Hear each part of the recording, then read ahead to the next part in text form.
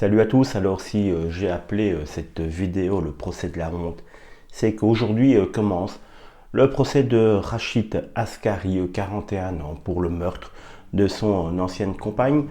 Et donc c'est le procès de la honte pour la justice qui n'a rien pu faire pour empêcher un féminicide de plus, un féminicide qui était, on va dire, programmé depuis plus d'un an et demi. Car depuis en effet leur séparation, la femme n'avait eu cesse de déposer beaucoup de plaintes contre son ancien compagnon pour des menaces sur elle, mais aussi sur ses enfants, des menaces de coups de couteau et des menaces de jets d'acide, des jets d'acide qui auront d'ailleurs lieu quelques mois avant le tragique destin de cette femme. Les faits pour lesquels Rachid Askari va être poursuivi à partir d'aujourd'hui, donc à la cour d'assises du Doubs, où il risque la réclusion à perpétuité, se sont déroulés le 30 octobre 2018, tout près de Besançon. Ce jour-là, en effet, l'accusé s'est caché pour poursuivre son ancienne compagne à la sortie du tramway.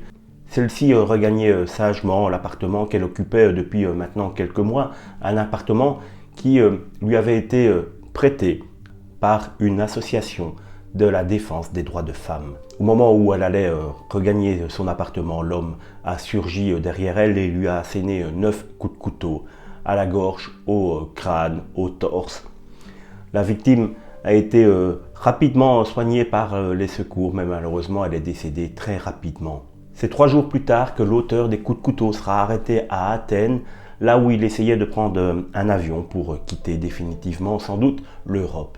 Comme je vous l'ai dit en début de vidéo, la honte pour cette justice qui n'a pas pu empêcher ce meurtre qui était programmé malgré de multiples plaintes. On n'a rien su faire pour empêcher ce 30 octobre 2018, donc l'horreur d'arriver une fois de plus, mais la honte aussi envers ces hommes qui ne parviennent pas à comprendre qu'une femme peut en avoir tout simplement marre d'une relation conjugale et qu'elle souhaite simplement reprendre sa liberté. Certaines personnes ne peuvent pas comprendre cela.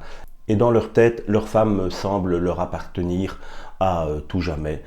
Il serait grand temps que certains hommes se rendent compte que leur femme ne leur appartient pas. En tout cas, on a tous compris l'origine de la personne ici mise en cause. J'espère en tout cas que dans les commentaires, vous n'allez pas encore revenir avec des connotations racistes, puisque je vous le rappelle aussi que ce week-end, j'ai fait une vidéo sur une femme qui a égorgé lors d'une dispute son mari, son ex-compagnon.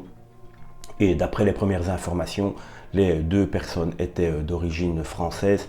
Et cela arrive très régulièrement qu'il y a des coups de couteau entre personnes d'origine européenne.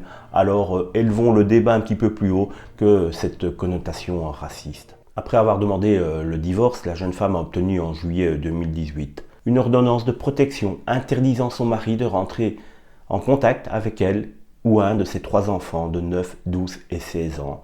Sans doute l'élément déclencheur qui a provoqué le drame du 30 octobre 2018. Je vous tiendrai évidemment informé de la suite du procès en espérant que cet individu, ce triste individu, reçoive le maximum au niveau de la peine, c'est-à-dire la réclusion criminelle à perpétuité. Il faut vraiment être beaucoup plus sévère avec ce genre de drame. Voilà, merci de m'avoir écouté. Prenez bien soin de vous. Salut!